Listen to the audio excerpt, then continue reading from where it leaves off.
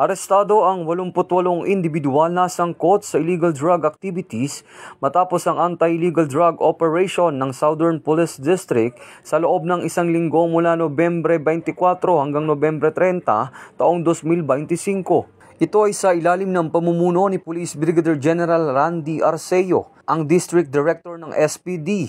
Nahuli sa operasyon ng isang high-value individual at 87 ang street-level individuals. Nasabat sa operasyon ang 248.14 na gramo ng shabu, 9.99 grams ng dried marijuana leaves at 6.50 grams ng kush na may kabuuang halaga ng 1,697,650.80 centavos. Patuloy naman na pinatitibay ng buong puwersa ng Southern Police District ang pakikipag-ugnayan sa iba't ibang ahensya ng pamahalaan at iba pang concerned agency upang masugpo ang iligal na droga sa bansa. Ito ang bagong PNP para sa bagong Pilipinas.